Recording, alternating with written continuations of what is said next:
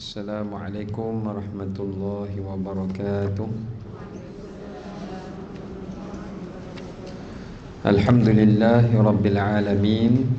Wassalatu wassalamu ala ashrafil anbiya'i wal mursalin Sayyidina Muhammadin nabiyil karim wa ala alihi wa ashabihi ajma'in.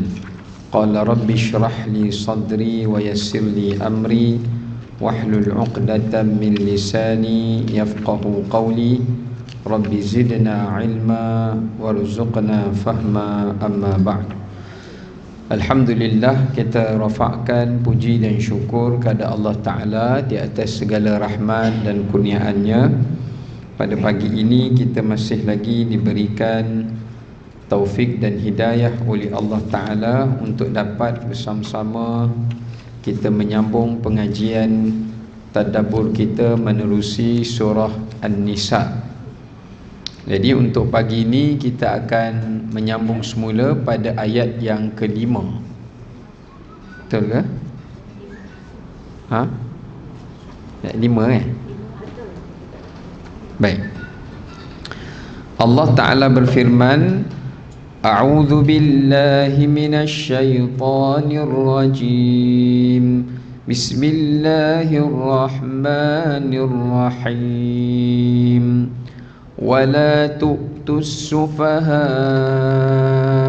أموالكم التي جعل الله لكم قياما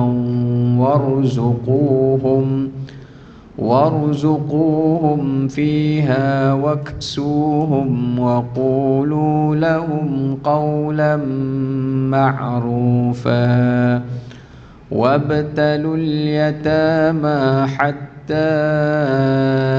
إذا بلغوا النكاح فإن آنستم منهم رشدا فادفعوا إليهم أموالهم ولا تأكلوها إسرافا وبدارا أن يكبروا ومن كان غنيا فليستعفف ومن كان فقيرا فليأكل بالمعروف فإذا دفعتم إليهم أموالهم فأشهدوا عليهم وكفى بالله حسيبا. Sadaqallahul azim. Baik, kita lihat mafhum daripada ayat yang kita bacakan. Dan janganlah kamu serahkan kepada orang yang belum sempurna akalnya harta yang mereka ada dalam kekuasaan kamu yang dijadikan Allah sebagai pokok kehidupan. Berilah mereka belanja dan pakaian dari hasil harta itu, dan ucapkanlah kepada mereka dengan perkataan yang baik. Ayat yang ke-6. Dan ujilah anak-anak yatim itu sampai mereka cukup umur untuk berkahwin. Kemudian jika menurut pendapatmu mereka telah cerdas, pandai memelihara harta, maka serahkanlah kepada mereka hartanya. Dan janganlah kamu memakannya, yakni harta anak yatim itu, melebihi batas keperluan. Dan janganlah kamu tergesa-gesa menyerahkan harta itu sebelum mereka dewasa. Barang siapa di antara penjaga harta itu kalangan orang yang mampu atau kaya, maka hendaklah dia menahan diri daripada harta anak yatim itu. Dan barang siapa yang miskin, maka bolehlah dia menumpang makan harta itu menurut secara yang patut atau sebaiknya atau ma'ruf. Kemudian apabila kamu menyerahkan harta itu kepada mereka, maka hendaklah kamu adakan saksi-saksi, dan cukuplah Allah Ta'ala itu sebagai pengawas atau pemerhati. Baik, daripada dua ayat yang kita baca ni, ayat ni menerangkan kepada kita larangan membelanjakan harta bagi golongan safih. Larangan untuk membelanjakan harta bagi golongan safih. Siapa golongan safih? Safih ni daripada perkataan safiha atau safaha, maknanya orang yang bodoh. Orang Arab kalau dia panggil orang bodoh, dia kata safih. Safih ni maknanya orang yang tak cukup. Dia bukanlah bodoh macam kita ejek orang tu ya, atau kita mengata orang tu. Maknanya dia orang yang belum betul-betul sampai kepada tahap matang, ataupun orang yang masih ada pemikiran seperti kanak-kanak ya. Maknanya orang yang tidak jauh dan tidak dalam cara berfikir dia, itu dipanggil golongan safih.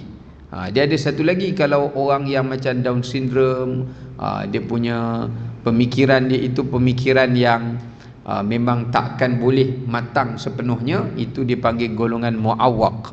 Ada juga dalam Quran Allah sebut golongan al-muawwaqin, yang mana mereka ni tak wajib pergi perang, sebab mereka pun tak tahu macam mana nak berinteraksi ataupun nak menggunakan alat-alat senjata perang. Jadi mereka ni dikecualikan daripada pergi perang. Tapi kita cerita ni dalam bab golongan safi. Itu yang pertama, iaitu seperti anak kecil atau yang sedarjat dengan mereka. Sama ada budak kecil yang belum balik ni pun dipanggil safi, ataupun yang belum mumayyiz atau dah mumayyiz tapi masih tak pandai, ataupun yang dah balik tapi ada masalah apa dia panggil?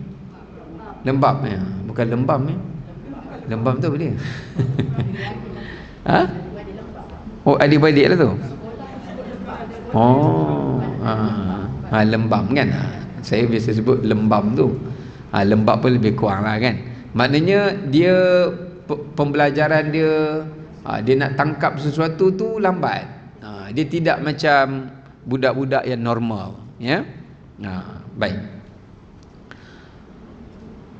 Okey, kemudian yang keduanya, dua ayat ini menerangkan kepada kita bagaimana seseorang itu perlu bersifat berhati-hati dan wara' daripada mendekati dan memakan harta anak yatim. So ada dua tajuk utama di antara dua ayat ini, ayat 5 dan ayat 6. Satu tentang golongan safih, yang kedua adalah tentang wali penjaga atau anak yatim itu, supaya mereka bersifat berhati-hati dalam menumpang ataupun menggunakan harta anak yatim. Okey. Sekarang ni kita nak pergi kepada tafsir bagi ayat yang ke-5 dan ayat yang ke-6 secara ringkas. Kemudian kita akan pergi kepada tadabburnya ya. Baik, yang pertama disebutkan Allah Ta'ala melarang membiarkan orang-orang safih untuk menggunakan harta yang telah ditinggalkan oleh kedua ibu bapanya kepada mereka. Pertama, ayat ni Allah Ta'ala melarang kita menyerahkan harta bukan kepada ahlinya. Tak boleh. Jangan serahkan harta itu kepada mereka yang bukan ahli dalam menguruskan harta. Ya. Kenapa? Kerana jika kita menyerahkan harta kepada golongan ini, maka dia tidak tahu kehormatan harta tu. Akhirnya menyebabkan harta tu akan menjadi pembaziran, harta tu akan menjadi pemborosan, dan harta tu akan dihilangkan dan dirosakkan. Jadi sebab itu Islam larang. Sebab apa Islam larang? Sebab dalam agama Islam ada 6 perkara yang menjadi tunjang ataupun asas agama ini nak kena jaga. Agama nak jaga 6 perkara ini, yang mana 6 perkara ini adalah objektif utama agama Islam diturunkan. Kalau 6 perkara ni tak dijaga, kehidupan manusia tidak akan aman. Yang pertama adalah menjaga agama. Jadi Allah turunkan Al-Quran, Allah Ta'ala syariatkan agama Islam ni sebab apa? Nak jaga agama Allah, supaya agama Allah itu tidak hilang, dan supaya agama Allah ni kekal, dan supaya agama Allah tak diselewengkan seperti mana yang telah dibuat penyelewengan oleh golongan ahli kitab.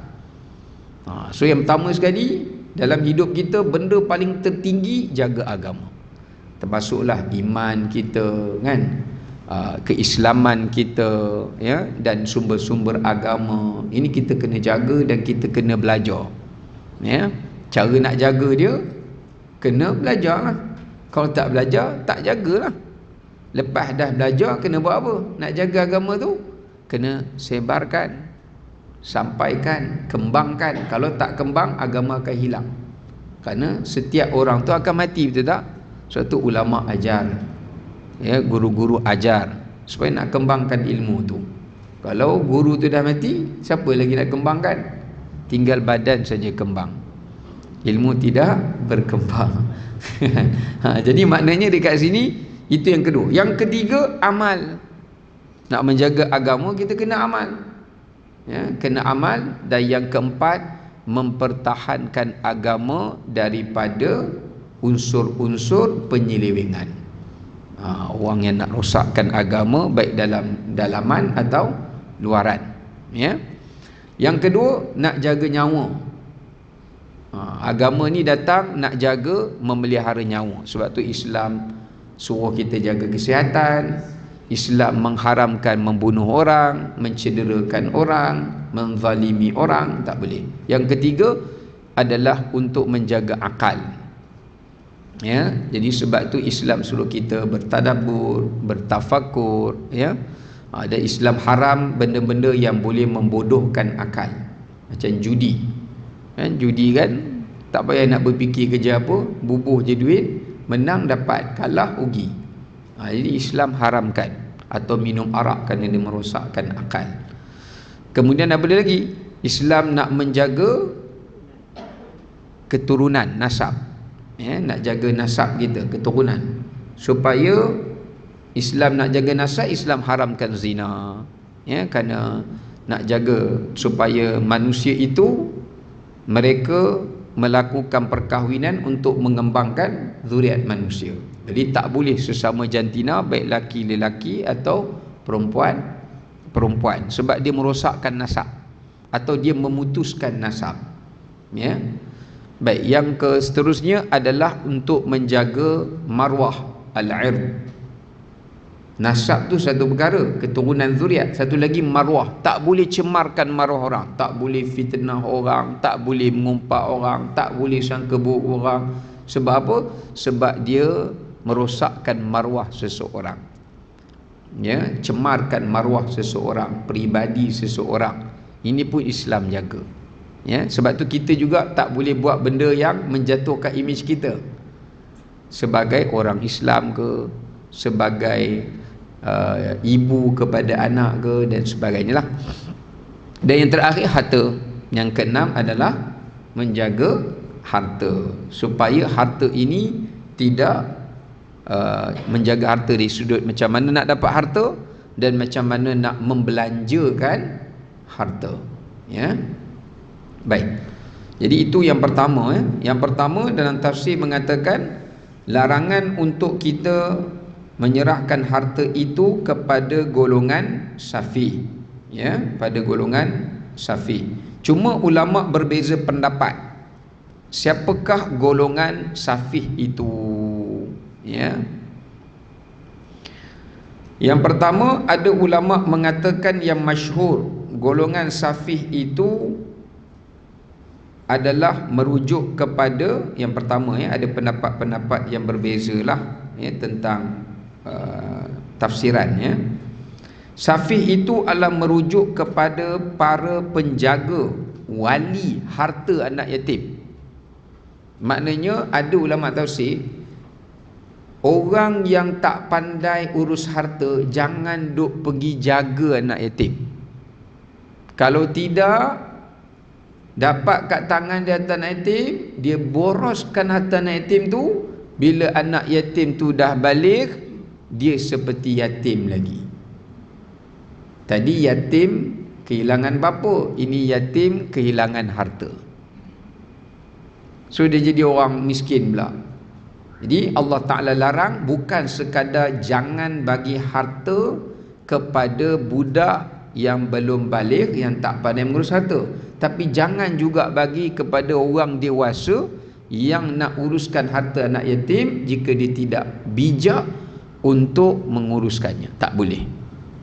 Ya, jadi Allah larang lah. Siapa-siapa nak pergi jaga anak yatim tapi dia tak reti nak jaga harta, haram dia menjaga, walaupun niat dia baik. Tapi niat baik tak semesti menghalalkan cara. Sebab cara dia urus tu tak betul. Baik saja tak cukup, dia kena wisdom. Orang kampung saya cakap, ya, apa dia wisdom? Pandai, bijaksana, ya, fatana. Baik. Itu pendapat pertama. Pendapat yang kedua juga mengatakan ia merujuk kepada golongan anak yatim yang belum dewasa atau belum cekap untuk menguruskan hartanya sendiri. Jangan kita pergi serahkan harta tu kepada anak yatim tu sendiri. Analah, ini ayah kamu tinggalkan, ini kad dia, kad debit card dia, ini kredit card dia, ini nombor pin, awak belilah apa yang perlu. Memang habis lah. Silap-silap dia bagi kad tu ke orang. Jadi itu pun tak boleh. Dan pendapat ketiga adalah pendapat yang lebih tepat, mengatakan dia umum. Dia merujuk kepada sesiapa pun, sama ada penjaga ataupun budak-budak, sama ada dia anak yatim ataupun bukan anak yatim. So tak boleh, ya, menyerahkan harta kepada golongan-golongan seperti itu, ya. Baik. Okey, sekarang kita nak pergi kepada tadabbur. Daripada tafsir ni kita dapat faham beberapa perkara. Maknanya harta termasuk di antara kehormatan dan hak di dalam agama yang dipersoalkan oleh Allah Ta'ala pada hari kiamat. Maknanya Allah Ta'ala akan mempertanggungjawabkan kepada kita tentang harta. Sebab tu menunjukkan harta ni satu amanah. Dan harta ni adalah merupakan satu anugerah Allah yang mana ia akan dipertanggungjawabkan pada hari kiamat. Baik. Oleh kerana itu, dalam memelihara harta, Islam menetapkan beberapa perkara.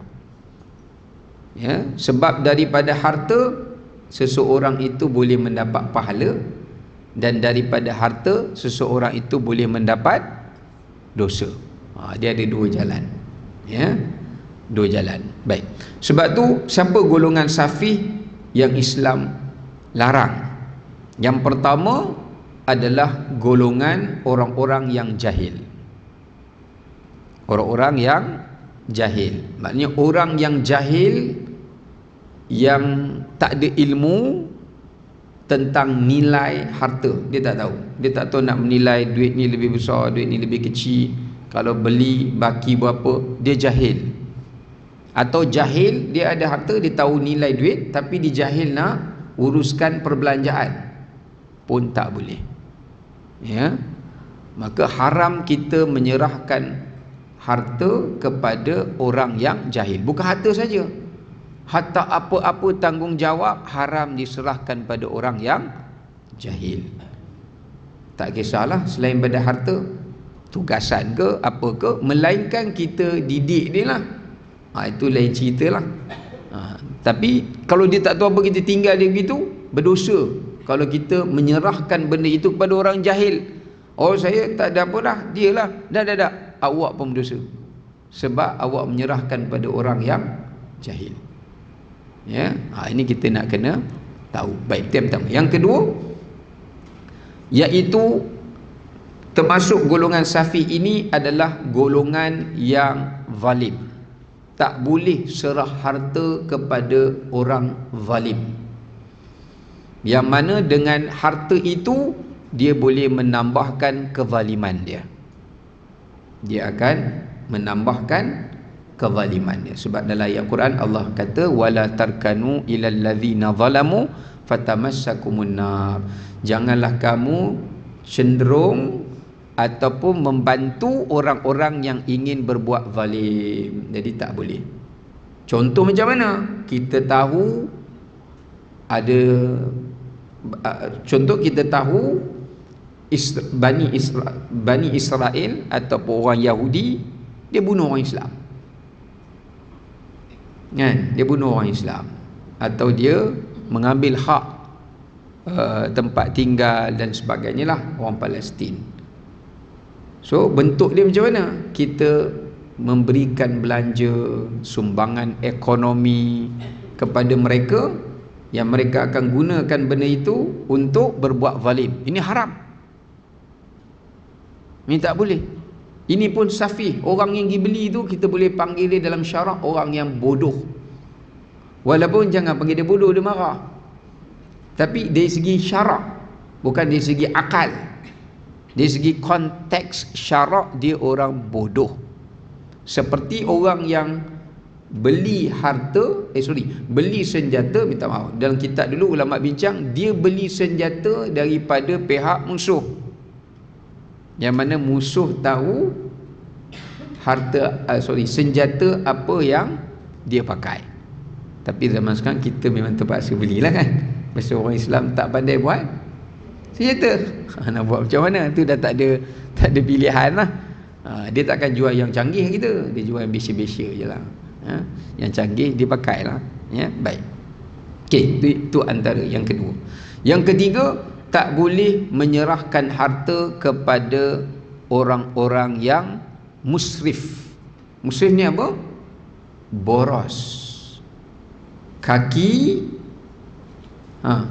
apa? Bahasa orang kampung dulu kata kaki joli. Bagi kat dia je habis. Bila yang tak habis pun tak tahu. Bagi RM10, RM10 habis. Bagi RM100 habis. Yang paling bahaya ada masuk buku lagi. Bagi hutang dah ada sikit lagi masuk buku. Yang tu susah, boros. So Allah kata innahu la yuhibbul musrifin. Allah tak suka orang yang boros. Ya, kerana setiap kali kita boros, Tuhan akan tanya, kenapa awak boros? Walaupun harta tu harta kita, tapi bukan milik kita, dia amanah dari Allah. So Allah akan tanya. Termasuk juga adalah golongan yang mubadzir, orang yang membazir. Tak boleh juga kita tahu kalau trend anak kita kita bagi ke dia suka membazir, maka kita kena kawal. Ya, kita kena kawal. Sebab tu dalam Islam ni ada ilmu kewangan. Bukan orang kafir yang buat ilmu kewangan ni. Islam yang ajar orang Islam sendiri untuk mengurus kewangan. Sebab kita ni bukan ditanya oleh Allah semayang saja. Akaun kita pun Tuhan tanya. Kan? Macam mana kita urus akaun kita? Sedekah buat ke tidak? Zakat bayar ke tidak? Beli itu untuk apa? Beli yang ni untuk apa? Semua Tuhan tanya. Kan dalam hadis Nabi kata, tidak akan berganjak kaki anak Adam sehingga ditanya 4 perkara, antaranya daripada mana dia dapat harta tu. Setiap sen tu Tuhan tanya, ni dapat daripada mana, sumber apa, kerja apa, Tuhan tanya. Tapi itu yang masuk tu kita mungkin tak banyak lah, pendapatan kita tak banyak. Yang banyaknya belanja. Yang belanja tu Allah tanya, ni beli tudung ni kenapa? Dah ada Fazura, belum ada Nilofa. Nilofa dah ada, belum ada Era Fazira. Semua rara pula. Tapi kalau kita beli, kita pakai tak apalah. Kau beli nak tunjuk, satu tak pakailah, atau nak tunjuk ke orang, nak bermegah pun Tuhan tanya, buat apa pakai nak megah? Dah banyaklah soalan kita. Ya, maka disebabkan itu golongan yang memboros, golongan yang membazir pun Allah Ta'ala akan akan tanya kita. Ya, kalau kita beli benda tu mahal, just nak buat perhiasan je, tak pakai pun. Ni beli pinggan mahal, mahal Ustaz. Habis tu buat apa? Saja buat dalam almari je, tak pakai pun, tak pakai. Tuhan tanya. Ni siapa beli pinggan tu dibuat untuk perhiasan ke? Pun Tuhan tanya. Dia pakai murah-murah je kan. Senang kalau jatuh pecah. Tak boleh ganti baru, tak sakit hati. Ni yang mahal kan, tengah basuh tercalar ke, Allah sakitnya hati. Pun kena tanya juga. Ya. Baik. Sebab tu dalam hadis Nabi SAW pernah makan dengan Abu Bakar dengan Umar. Dibawa datang kepada Nabi SAW tamar janin, kemudian tamar yang kering, bawa datang. So sahabat makan yang tamar mahal tu, janin tu, makan. Yang tamar kering tu orang biar sebab keras kan. Orang yang jenis pakai poliden melekat boleh dengan dia kurma kan. Nak kunyah pun keras. Biasanya kurma-kurma kering tu Nabi akan rendam dalam air, Nabi buat jus. Tapi hari tu dah tak ada. Jadi sahabat tak nak makan, nak buang. Nabi kata, sebiji atau separuh tamar ni pun Tuhan akan tanya kamu di hari akhirat. Tak apalah, sebab zaman Nabi makan tamar, kita makan apa? Makan apa? Nasi. Sebutin nasi tu pun Tuhan tanya. Tamar tak belah besar, nasi kecil je, berapa butir dah buah. Pun kena tanya. Ya. Sebab tu orang-orang kampung dulu, kalau dia tak habis dia bagi ayam makan. Kita ayam mana ada. Bagi saya makan, tersampah lah makanan. Baik. Baik. Okey, kemudiannya dilarang kita untuk memberikan harta itu kepada ahli fasik dan maksiat. Tak boleh. Orang yang kita kenal dia adalah seorang ahli maksiat atau orang fasik, ataupun dia merupakan seorang yang orang kata apa, pendusta ya, ataupun jahat lah ya. Maka tak boleh memberi harta kepada mereka, melainkan tersilap. Tersilap bagi. Macam ada sahabat yang dia tersilap sedekah tu, tapi Tuhan terimalah sebab dia tak tahu ya. Tapi kalau dengan memberi tu boleh mengubah dia meninggalkan mungkar, itu boleh. Contoh, awak berhenti ambil dadah, saya taja kehidupan kamu. Okey, saya tak nak ambil dah. Okeylah, kita bagi duit kat dia ya. Tapi kalau kita bagi duit kat dia, dia pergi beli dadah, tak boleh lah. Kalau dia beli dadih tak apa. Beli dadah tak boleh lah ya, sebab kita menolong dia ya, menolong dia pada perkara maksiatnya. Wala ta'awanu 'alal ithmi wal 'udwan. Jangan kamu bertolong-tolong dalam perkara dosa dan perkara maksiat ya. Jadi tak boleh. Baik. Kemudiannya termasuk yang terakhir, tidak boleh memberikan harta kepada golongan al-hajar. Golongan al-hajar ni iaitu memberi harta kepada golongan-golongan yang memiliki kedudukan yang khusus. Tak boleh ya, kedudukan yang khusus. Kedudukan yang khusus ni macam kita panggil apa istilah dia? Dalam istilah kita panggil golongan yang boleh berlaku conflict of interest. Apa dalam bahasa Melayu kita cakap apa? Lama dah tak cakap bahasa Melayu, cakap orang putih ni. Kepentingan. Orang yang berkepentingan ya. Orang yang berkepentingan, dia tak boleh. Contoh, kita bagi harta kepada hakim. Hakim tu dia nak adili kita, tak boleh lah ya. Demikian juga kita bagi harta kepada seseorang yang mana seseorang itu juga dia berkepentingan kepada orang yang memberi itu. Tak boleh memberi harta kepada orang yang berkepentingan ya. Okey, itu adalah golongan-golongan yang agama menegah kita untuk memberikan harta kepada golongan-golongan tersebut. Sekejap ya. Okey, ada satu lagi iaitu golongan yang suka mudayya'. Dia panggil mudayya' ni orang yang suka menghilangkan harta pun tak boleh. bagi je hilang. Tak mana yang jenis tak pandai nak jaga. Dia tak boros, dia tak membazir, tapi dia tak pandai jaga. Ya, tak pandai jaga. Buka je tudung kejap, letak brush, pakai balik, dia lupa dah brush tu. Dia kira sarung tudung ni, mana brush? Mana tak ingat dah. Buka jam duduk, jam pun hilang. Buka cincin, cincin ditinggal. Buka cermata, cermata dia tak ingat. Cermata dia ingat. Pasal apa? Sakit dia tak nampak.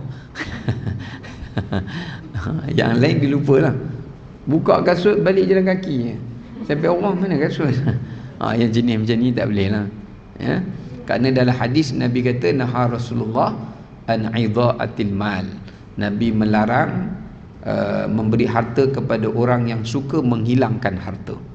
So kalau orang tu anak kita suka hilangkan, kita kena hukum dia, tak bagi kat dia sampailah dia boleh jaga. Kalau kita duk bagi juga, maknanya kita menanggung dosa kerana memberikan harta pada orang yang suka menghilangkan harta. Ya, tak boleh. So kita kena bagi tahu, agama pun tak benarkan begitu. Ya, si hilang duit lah, hilang macam-macam lah hilang. Baik. Okey, kemudian yang seterusnya kita tengok daripada ayat ini. Kemudiannya ayat yang kelima ni kita tengok pengajaran yang kedua, ya. Pengajaran yang kedua adalah kewajipan untuk membelanjakan keperluan anak-anak yatim itu dengan mengikut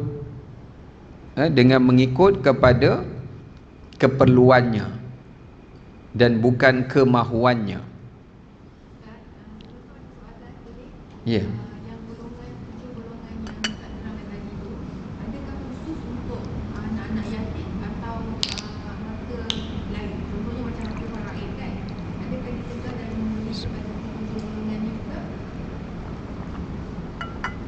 Okey, itu harta secara umum. Tapi kalau faraid, pusaka dia ada beza sikit. Ya, dia ada beza sikit. Antaranya faraid taklah, dia terkecuali. Sebab faraid dia pemberian harta tu atas dasar ketetapan agama, peruntukan yang agama dah tetap bagi dia. Kalau dia boros ke, kalau dia ahli maksiat ke, tapi tu hak dia, kena bagilah. Ya, soal macam mana dia belanja harta tu, dia tanggunglah dosa tu. Ya, kecuali kalau dia tu anak yatim, sebab bapak dia meninggal, dia dapat harta pusaka, dia anak yatim. Yang tu baru masuk dalam hukum ni. Tapi kalau dia dah besar, dia zalim, dia fasik, dia boros, itu dia akan tanggunglah. Sebab harta tu dah jadi hak milik dia, amanah ke atas dia. Kalau dia salah guna, dia akan tanggung. Kita tak boleh, saya sebagai alung, saya tak nak bagi pusaka ni dekat adik, sebab adik ni suka buat dosa. Tak boleh. Kita tahan, kita berdosa, serah pada dia. Ya, soal macam mana dia belanja, dia akan tanggunglah dosa tu. Ya, kecuali kalau dia belum balik lah. Dia golongan safih yang kanak-kanak tadi, itu kita boleh pegangkan dulu harta tadi. Ya, boleh. Kecuali dalam harta pusaka ni tak boleh serah harta kepada pembunuh saja. Sebab Nabi kata la miratha liqatil, tak boleh ada pusaka bagi orang yang bunuh bapa dia ke mak dia sebab dia nak dapatkan harta pusaka tu. Tak kira lah cara bunuh macam mana, dengan merancang ke, saja biar tak bagi makan, kita tak tahu, dia yang jaga kan. Menyebabkan meninggal. Ada orang buat macam tu, panjang pula umur dia kata kan? Jangan bagi makan lah, bagi makan overdose, nak bagi meninggal cepat, tak meninggal pula, dia pun pening. Contoh lah, tapi adalah benda-benda itu berlaku. Ya, okey. Yang kedua tadi kita sebut kewajipan untuk membelanjakan harta secara ma'ruf, yakni keperluan anak yatim dan bukan secara kemahuan mereka. Maknanya kalau anak yatim tu nak sesuatu tapi benda tu tak ada manfaat untuk dia, kita boleh tak membelanjakannya, kerana kita lebih memikirkan maslahat kebaikan dia masa dia besar. Masa dia besar. Contohnya kita tengok surah Kahfi. Kan masa Nabi Musa alaihissalam dengan Nabi Khidir alaihissalam pergi ke satu kampung yang mana penduduk kampung tu mengabaikan anak-anak yatim. Hatta tetamu datang bertandang pun, walaupun mereka Nabi dan Rasul pun tak nak terima, punya pelik punya penduduk kampung. Ya, kita kalau Nabi datang, berebutlah kita, datang rumah saya, kan? Sponsor sepanjang datang tu. Ya. Tapi mereka tak nak, sehinggalah Nabi Khidir pergi kat satu kebun, Nabi Khidir baiki dia punya dinding dia tu, jidar, ya. Dinding yang telah hampir nak roboh, yang mana di bawah dinding kebun itu adanya harta anak yatim. Anak yatim itu masih ada, tapi Nabi Khidir tak nak harta itu terus diserah kepada mereka, sebab takut nanti orang-orang penduduk kampung, masyarakat yang ada di sekitar mereka akan mengambil kesempatan itu. Ya, jadi dijaga, diperelokkan, ya, supaya sampai masanya nanti anak yatim itu sendiri yang akan ambil harta itu. Maka di sini menunjukkan kita hanya belanja untuk mereka pada keperluan mereka saja, makan, minum, pakaian, benda yang mereka perlulah. Kalau pakaian terlalu banyak pun tidak perlu. Kalau kita belanjakan juga secara boros atau pembaziran, kita juga berdosa, ya, kerana menuruti kepada kemahuan mereka. Sebab tu Allah Ta'ala suruh asas saja. Sebab tu Allah sebut dua je, warzuquhum, makan minum, waksuhum, pakaian. Tak payah nak bawa pergi Legoland, pergi jalan kat Melbourne habis duit kawan tu, kan? Kecuali kalau sekadar macam tempat-tempat nak gembirakan dia, tidaklah terlalu mahal sangat, kan? Bolehlah kita nak bawa, nak hiburkan dia, ya, tapi janganlah sampai perkara itu boleh menghilangkan manfaat untuk mereka apabila mereka dewasa. Sebaiknya ulama kata besarkan mereka seperti anak kita sendiri, ataupun seperti mana ibu ayah mereka membesarkan mereka, ya. Okey. Ini menunjukkan kepada kita kewajipan untuk menguruskan harta itu pada jalan keperluan dan tidak jalan kemahuan. Ini dalam Islam, ya. Yang ketiganya kita tengok kat sini, kewajipan berkata-kata yang baik, terutamanya kepada anak yatim, dan demikianlah kepada manusia yang lain.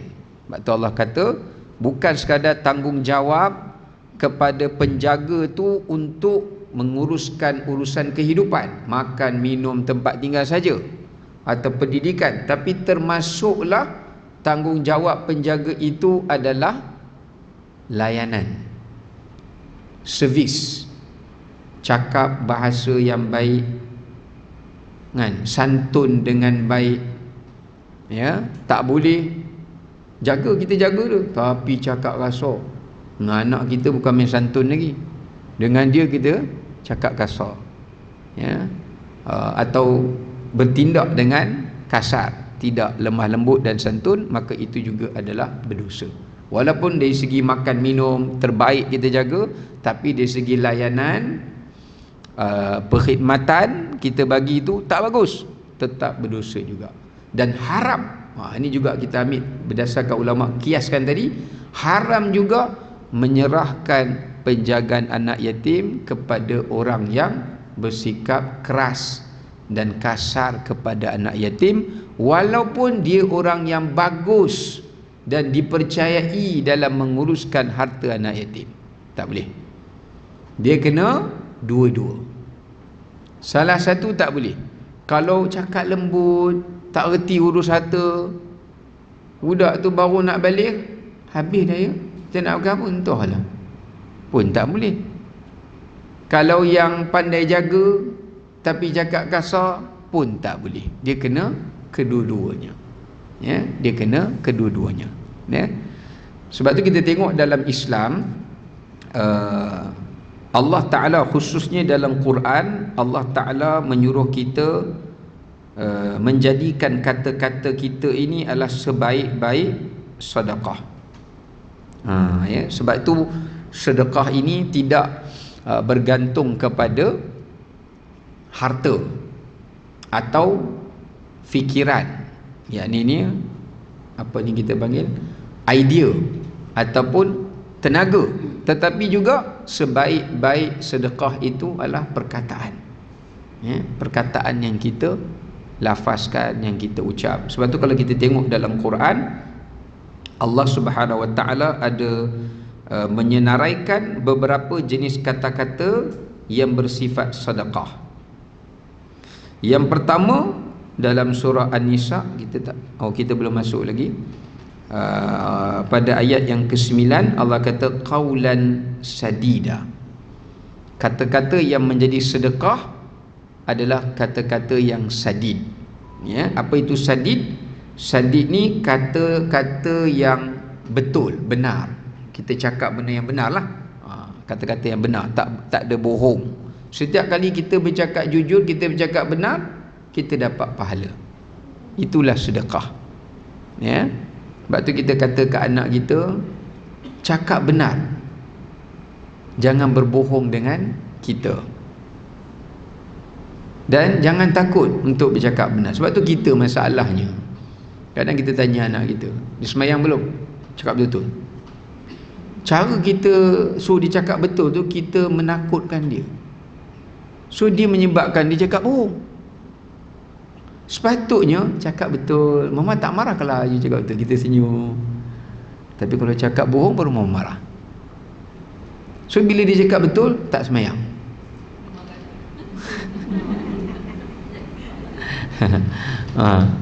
Bila dia cakap betul, pertama kita kena puji dia, alhamdulillah, sekurang-kurangnya dia bercakap benar.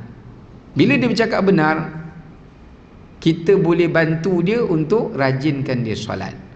Yang paling bahaya, dia cakap bohong.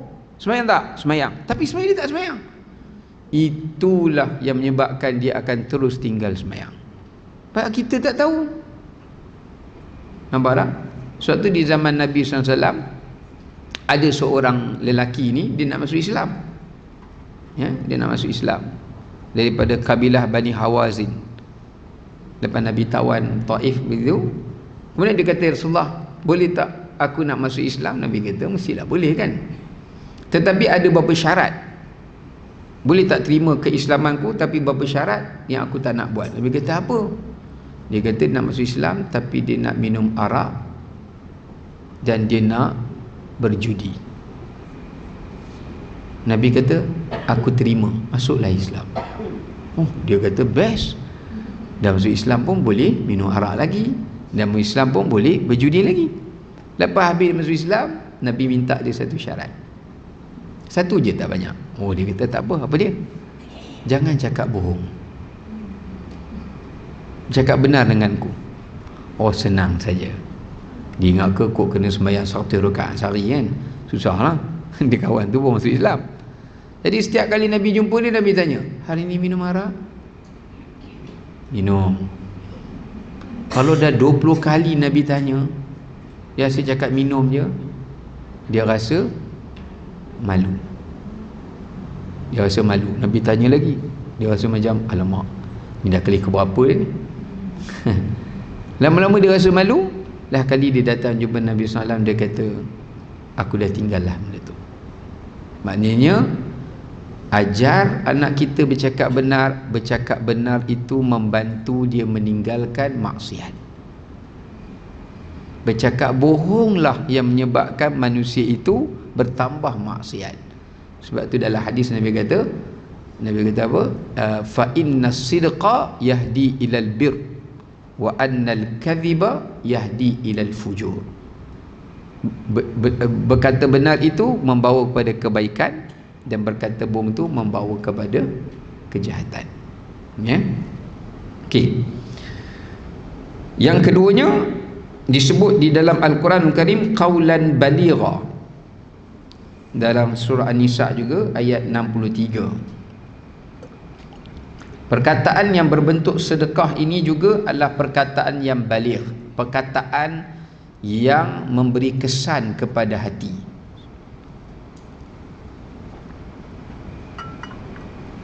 Contoh kita nasihat orang tu, dengan nasihat, walaupun nasihat yang keras, tapi keras tu bukanlah maki hamun, caci maki, tak. Keras yang sampai dia rasa berdosa, dia rasa perbuatan itu salah. Perkataan yang tegas yang boleh memberi rasa takut dalam diri dia, menyebabkan dia insaf, menyebabkan dia nak bertaubat. Yang tu pun perkataan yang bersifat sedekah. Maknanya tak semesti kata-kata yang tegas, kata-kata yang keras itu, asalkan dia bukan makian lah atau ejekan, ya. Bahkan dia juga menjadi satu sedekah, ya. Dengan syarat kata-kata itu boleh memberi kesan kepada jiwa orang yang mendengar. Seterusnya, qaulan karima, perkataan yang mulia. Ini pun satu sedekah. Kita guna satu bahasa atau perkataan, bila orang tu dengar, orang tu rasa dia dimuliakan, dia dihormati, ya. Ya, silakan. Duduk je lah. Apa? Tak ada tempat duduk? Itu kita dengar pun, Allah, kenapa pula cakap macam ni, kan? Kadang-kadang ada setengah orang memang dia cara cakap dia begitu, kan?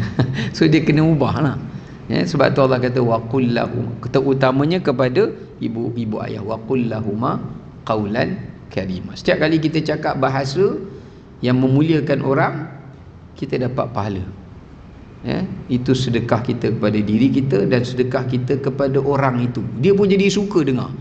Kenapa awak suka datang kat saya? Saya dihormati lah, saya disayangi lah. Itu maknanya orang yang baik lah, ya. Ni kalau orang datang lah, habis lah. Okay, kami ada hal lah. Okey, baik, Assalamualaikum, balik. Itu masalah tu. Kita tak cakap lagi, dia cabut lah. Baru tengok kelibat muka, wajah saja, ya, orang dah tak senang duduk. Baik, seterusnya qaulan maisura. Allah Ta'ala sebut faqul lahum qaulan maisura. Kita antara perkataan sedekah ni, kita bercakap perkataan yang membantu orang, memudahkan urusan orang. Jangan lebih menyulitkan, jangan, ya. Contoh, kalau satu orang ada hajat, dia ada keperluan, kan, dia datang jumpa kita, dia kata, saya ada masalah ni. Pergilah tanya itu je, pergi sini kita tanya itu. Kan menyusahkan. Apa salahnya? Macam ni, yang terbaik saya kata, awak pergi sini, kat sini ada gini. Dia terus pergi, dia terus dapat hajat dia. Itulah perkataan yang memudahkan, ya. Jangan kita ni tandas kat mana? Awak cari je signboard, banyak signboard sini. Memanglah, tapi kan menyusahkan. Tak senang je. Yang paling dekat, pergi ikut sini, terus masuk kiri. Itu tandas. Terima kasih, ya.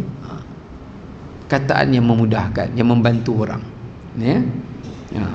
Saya susah lah nak hafal ayat Quran ni. Susah. Habis tu orang ingat saya senang. Kalau susah tu maknanya awak tu malah ngapal lah tu. Dia bukan nak memudahkan orang, kan. Kalau rasa susah, hafal sikit dulu, kan. Bagi benda yang encourage orang lah, ya, memudahkan orang untuk beramal dan sebagainya, ya. Kemudian seterusnya qaulan azima. Allah kata dalam Quran, la taquluna qaulan azima, kata-kata yang agung. Kata-kata yang agung ni merujuk kepada kata-kata yang bersifat ilmu, yang kita sampaikan ayat Quran, kita sampaikan ajaran Nabi, itu kata-kata yang agung, ya. Nasihat para ulama. Kemudian seterusnya qaulan layyinan. Surah Taha, perkataan yang layyin. Layyin ni maknanya yang lembut, ya, perkataan yang lembut. Perkataan yang lembut ni adalah merujuk kepada perkataan yang boleh apa kita panggil bahasa yang santun lah, bahasa yang baik, ya. Okey. Kemudian kita pergi kepada ayat yang ke-6, ya, kita masuk ayat yang ke-6.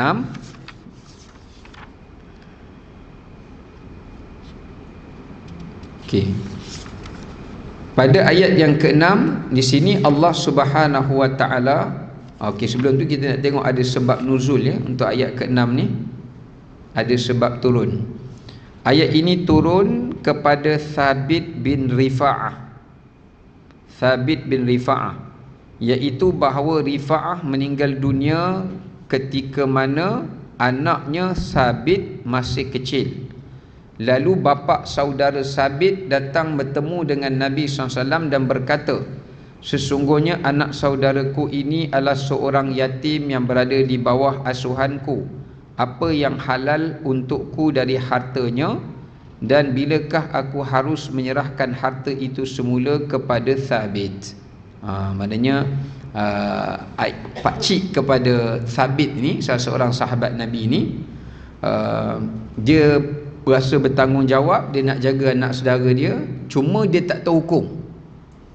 Dia tak tahu hukum, apakah dia boleh menumpang makan harta anak saudara dia yang yatim, dan kalau tak boleh, tak nak tahulah penjelasan hukum tu. Nombor dua adalah bilakah waktu yang sesuai dia boleh serahkan harta itu kepada anak saudaranya kembali, ya, kepada anak saudaranya kembali, ya.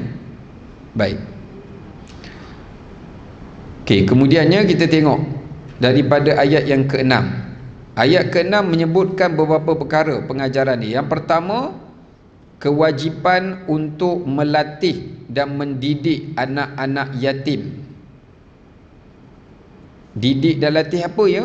Didik dan melatih mereka dari sudut keupayaan mereka untuk menguruskan kehidupan diri mereka sendiri sebelum mereka baligh. Dia bukan, okey, ni kita dah sebut dah tadi. Pertama, kena jaga harta mereka dengan betul. Yang kedua, kena layan mereka dengan baik. Yang ketiga apa dia? Memberi pendidikan kepada mereka supaya bila mereka membesar, mereka pandai untuk berdikari dengan harta yang ditinggalkan.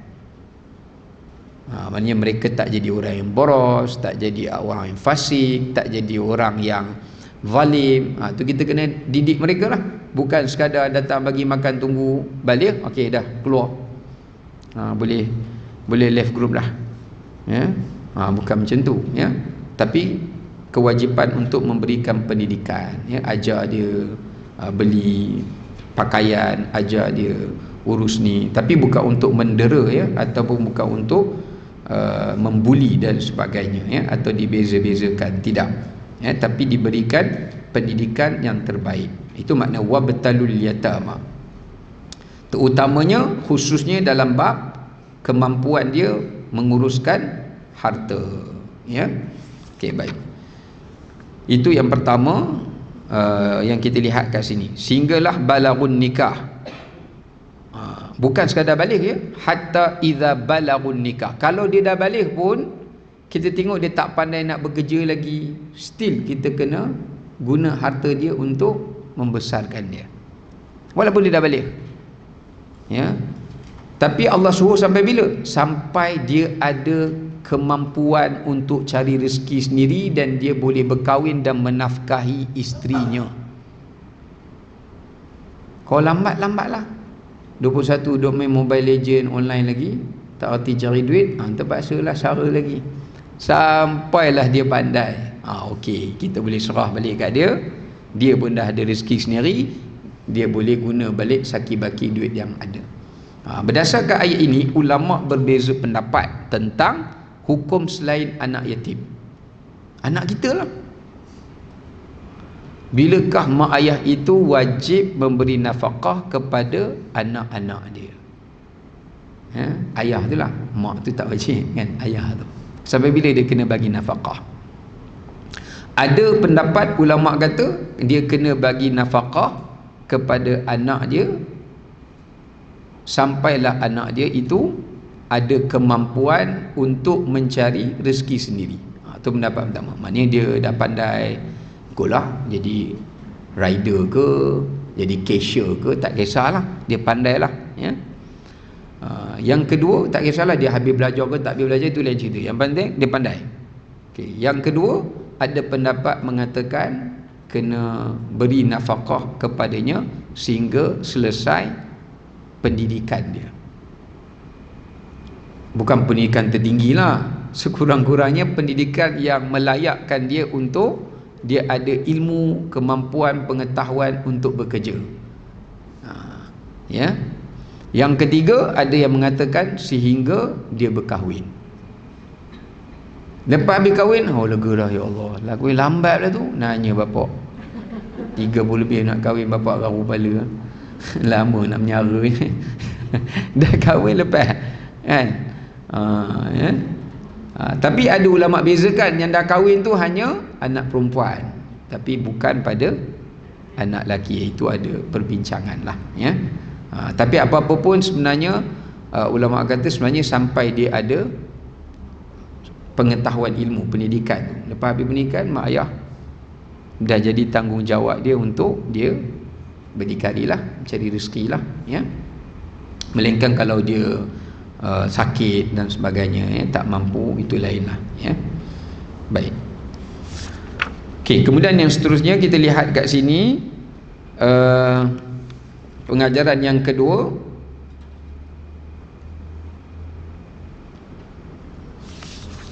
okey, dalam ayat yang ni juga, selain daripada kahwin, Allah kata ada salah satu, ya, kita kena sampai dia ada kemampuan kahwin. Yang kedua, minhum rusydan, sampai juga mereka mencapai tahap rusyud. Rusyud ni tahap baligh yang ada kematangan, ya, yang ada kematangan. Kalau dia dah matang, dia dah baligh tapi dia cepat matang, kita dah boleh, dan dia ada kemampuan, so kita dah boleh menyerah harta kepadanya. Kalau diikut mazhab Syafi'i, iaitu pada usia 15 tahun. Ya, dalam mazhab Syafi'i mengatakan dia dimaksudkan kemampuan mengurus diri dan mengurus harta sendiri itu adalah umur 15 tahun. Kalau dia balik sebelum tu pun jangan bagi sampai 15. Ya. Kerana ini berdasarkan hadis di mana Nabi SAW tidak membenarkan sahabat menyertai peperangan apapun melainkan jika umur mereka 15 tahun. Bila 15 tahun tu maknanya dia dah ada kemampuan untuk berdikari sendiri. Ya, kalau belum 15 biasanya dia belum ada kemampuan untuk berdikari, ya. Manakala dalam mazhab lain, Maliki tadi, Syafi'i dan Hambali, ya, mazhab Maliki dan mazhab Hanafi 17 tahun. Dia lagi tinggi. 17 ke 19 tahun. Lagi lambatlah. Ya, 17 ke 19 tahun. Baru antara 17 ke 19 tu kita tengok.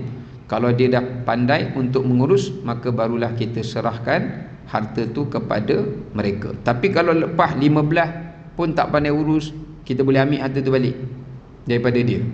Itu kewajipan kita, dan kita kena tunggu maksimum dia sampai kemampuan berkahwin tadilah, ya, kemampuan dia untuk berkahwin. Tapi belanja kahwin dah tak wajib lah. Kemampuan dia mana dia dah bersedia nak berkahwin, ketika itu kita kena latih dia untuk dia mencari rezeki dengan berdikari, ya.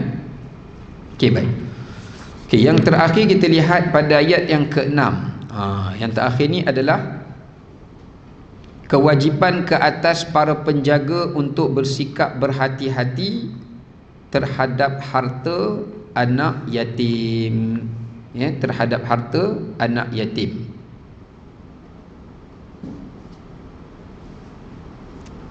Dia kena bersifat berhati-hati, maknanya adalah bersifat wara', supaya tidak melampaui batas dalam menguruskan harta itu.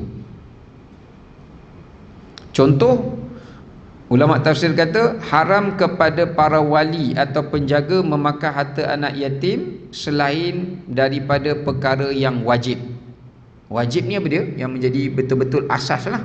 Makanan, minuman, pakaian, tempat tinggal, perkara-perkara yang wajib. Adapun perkara-perkara yang macam pendidikan wajib lah kan, boleh pakai, ya.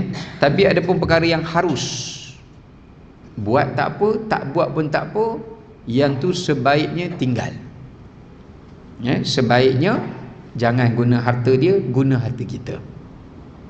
Ya, jangan guna harta dia, guna harta kita. Ya. Contoh kalau yang wajib ni macam makan, minum, tempat tinggal, pakaian, kemudian pendidikan. Yang seterusnya kesihatan. Itu bolehlah pakai. Tapi kalau nak pergi bersia-sia duit minyak, ni pakcik bawa kamu duit minyak kamu bayar. Pakai je pakcik. Pakcik syok Lepas tu bukan pergi tempat budak tu je, tempat pakcik tu mungkin sama. Yang tu tak boleh lah, tu harus. Ya, tu harus. Ya. Pergi bawa dia pergi mana-mana tempat budak-budak kan, nak bayar tu, pakailah duit kita. Jangan duit dia je. Ya. Itu bagi siapa? Itu bagi sesiapa yang ada kemampuan, kata Allah. Wa man kana ghaniyan falyasta'fif. Tapi kalau dia kaya, kata Allah, Allah merintahkan kepada wali yang kaya, tak boleh dia mengambil bahagian daripada harta anak yatim yang dipeliharanya itu. Ya. Maknanya tidak boleh. Kalau dia orang kaya lah, dia duit banyak, duit dia lagi banyak daripada anak yatim tu, sebaiknya dia guna duit dia je semua. Ya. Duit anak yatim tu dia simpan. Kalau dia nak pakai juga sekali-sekala. Ya, sekali-sekala itu mengikut pendapat Imam Hasan Al-Basri. Macam sekali-sekala dia pakai untuk makan, dia pakai beli untuk baju baru, ya, untuk pendidikan, mengajar dia tentang aurat dan sebagainya, yang itu bolehlah, tidaklah seharian. Namun kalau dia miskin, dia boleh. Wa man kana faqiran falyakul bil ma'ruf. Allah kata kalau dia tu susah, ya, tapi tidaklah susah sampai tak boleh makan minum, melainkan dia terlalu susah tapi tak ada orang lain nak jaga, dia saja nak jaga, dia boleh menumpang sekali. Itu tidak salah, sama ada daripada perkara yang wajib atau jika perlu pada perkara yang harus, dia boleh menumpang. Sebab tu kita kena ingat, ya, kalau kita minta halal pada anak yatim tu pun, tapi dia belum capai waktu yang sepatutnya dia ada kebijaksanaan untuk buat keputusan, itu tidak menghalalkan. Contohlah kita pakai duit dia sebelum ni, dia dah besar, dulu pakcik banyak pakai duit kamu kan, pakcik minta halal ya, dulu kamu dah kata halal dah. Jadi apa yang kita minta dahulu tu tidak sah. Sebab apa?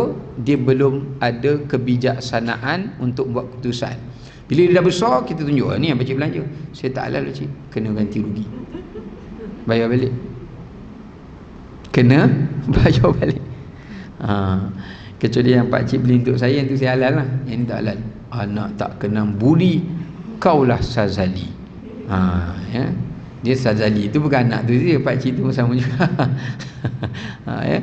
Maknanya dekat sini menunjukkan kepada kita kewajipan supaya berhati-hati dalam menguruskan harta anak yatim. Ya. Seperti mana dalam satu riwayat disebutkan, kat sini disebutkan, wali dan pengasuh anak yatim wajib menjaga, bukan menjaga saja, mendidiknya, mengujinya dan mengembangkan harta itu. Ya, mengembangkan harta anak yatim itu. Bagaimana mengembangkan? Ada satu riwayat seorang lelaki datang jumpa Nabi SAW. Dia kata, ya Rasulullah, sungguhnya ada seorang anak yatim berada di bawah asuhanku. Apakah aku boleh makan harta daripadanya? Baginda kata, boleh, namun tidak boleh mengambil dari hartanya untuk kamu kumpulkan, dan tidak boleh kamu menyimpan hartamu, tidak menggunakannya, dan sebagai gantinya kamu menggunakan harta anak yatim tersebut untuk memenuhi keperluanmu. Maknanya tak boleh guna duit harta anak yatim untuk disimpan gaji dia, tak boleh. Nabi kata, ya.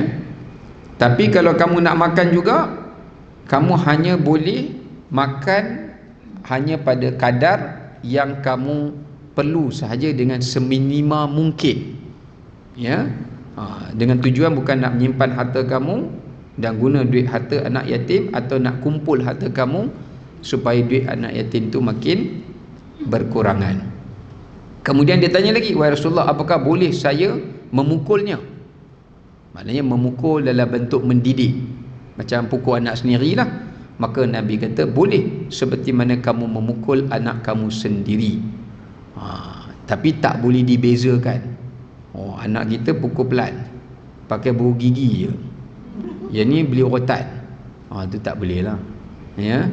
Kalau berlaku begitu, dia termasuk di antara perbuatan menzalimi anak yatim. Ya. Ini pun tidak boleh dari segi hukum syarak. Ya. Baik, tapi dari segi hukum aurat, kalau penjaga tu mahram tak apalah. Tapi kalau penjaga tu bukan mahram, maka hukum aurat tu masih terpakai. Maksudnya dia orang tak boleh inilah, kena asingkan dan sebagainya lah, ya. Kena minta sebaik, sebab tu ulama, sebab tu Quran ajar kita sebaik-baik penjaga anak yatim adalah daripada kerabatnya. Sepatutnya tak patut ada rumah anak yatim, tak patut ada. Sebab bila ada rumah penjaga anak yatim pengasuhan, mesti orang asing lah yang jaga. So bila nak jaga, mesti kalau rumah anak yatim perempuan, penjaga dia perempuan. Rumah anak yatim lelaki, penjaga dia lelaki lah. Kalau dah bercampur, nanti boleh berlaku benda yang tak sepatutnya, kan? Tapi Quran ajar kita, bila ada anak yatim dalam keluarga, kita sebagai mahram tu berebut nak jaga, sebab tu pahala besar tu. Kerana dia adalah salah satu amalan yang kita kena buat dalam tempoh yang singkat, tak perlu lama, tapi kita boleh duduk di dalam syurga yang sama dengan Nabi SAW di akhirat. Sebab Nabi kata, aku dan orang yang menyantuni anak yatim itu adalah seperti ini. Nabi menjarakkan sedikit di antara jari telunjuk baginda dengan jari tengah baginda. Maknanya nak katakan akrab, dekat di mahsyar, dekat dalam syurga pun duduk sekali. Padahal kita bukan nak kena sara anak yatim tu sampai dia kahwin. Kalau kita latih, dia didik dengan betul, mungkin dia dah balik, dia dah boleh berdikari dah, ya, kalau kita latih, didik dia dengan ikhlas dan dengan betul, ya. So itu menunjukkan sebenarnya yang paling patut menyantuni anak yatim adalah dari kalangan keluarganya sendiri. Tapi bila kita tengok kesedaran, sebab tu saya sedih, kesedaran masyarakat tentang ilmu-ilmu berkaitan dengan kekeluargaan ni tak banyak. Kita banyak duk cerita bab solat, bab tu, iyalah, tapi ini pun daripada agama juga, kan. Sebab tu bila berlaku kematian, kan, isteri tu suri rumah, suami dia meninggal, dia anak-anak kecil, kan, dah mula bergaduh. Isteri ni nak pergi ambil harta suami dia, bergaduh dengan adik-beradik suami dia. Inilah kau, bila dah mati abang aku, mulalah cari. Dia bergaduh pula. Tunggulah nanti dia, awak tu dalam iddah duduk je rumah. Yelah, duduk rumah mana nak kena makan, kan. So kita kena bincang macam mana nak sara dia makan, sementara dia nak dapat kerja. Dapat kerja bukannya senang. Kalau dia dah boleh kerja, siapa nak jaga budak tu? Semua benda tu sepatutnya bila berlaku kematian, kita keluarga datang duduk bincang. Bukannya semua lepas tangan. Kami pun ada keluarga, you pandailah jaga diri sini, ya. Ini sebenarnya tanggungjawab abang-abang kamu. Pergi cari, mana abang kamu di London, mana abang kamu di Afrika. Kita suruh kakak ipar atau adik ipar kita cari adik-beradik dia. Padahal bila berlaku kematian abang kita, kalau dia ada anak perempuan, adik-beradik abang tu dapat tak harta pusaka? Dapat. Bila harta dia menyibuk pula datang, saya ada dalam faraid ni, saya baca surah Nisa ni ada. Mana ada harta yang diwarisi daripada adik-beradik sebelah isteri tu? Mana dia dapat? Sebab yang mati dah sini. Maknanya itulah kesedaran tu yang kita nak. Kita tak nak nanti balik ke akhirat pahala banyak, tiba-tiba sangkut dekat bab ni. Allah tengok, kamu ada anak yatim, anak saudara yatim, tak ada siapa jaga, masuk neraka. Keluar neraka pun masuk syurga balik. Saya tak tahu. Tak pergi belajar ke?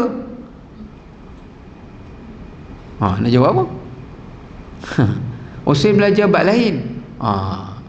Kena belajar semualah. Boleh belajar bab-bab yang kita suka saja, kan. Sebab agama ni dia lengkap ya. Jadi kita kena ada semua pengetahuan ilmu tentangnya ya. Betul, kalau baca dalam kitab kitab apa tu, Tanbihul Ghafil ni, ada satu riwayat dia bawa, ada seorang lelaki tu dia setiap hari ibadat tawaf di Kaabah, kawan Malik bin Dinar. Sehari tiap hari dia tawaf 70 kali, tawaf sunat setiap hari. Mati, Malik bin Dinar datang ziarah dia, mimpi dia tengok keadaan yang dirantai, dalam keadaan yang busuk. Lepas tu dia kata tolong cari anak saudara dia yang yatim, yang bertelanjang di tempat-tempat ini. Rupanya abang dia meninggal, isteri dah tak ada, tinggal budak tu. Dibiar je budak tu, berlari sana, tak ada tempat tinggal, tak ada pendidikan. Sementara anak dia, tapi budak tu dah besar, dia biarkan sampai budak tu besar lah. Daripada budak tu yatim, dia biar sampai budak tu dah besar, melempar tepi jalan kan.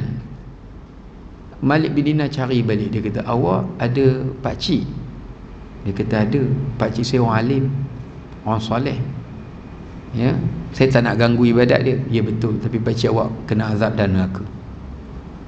Kalau awak tak maafkan dia, awak tak halalkan dia, maka selama itu dia akan diazab.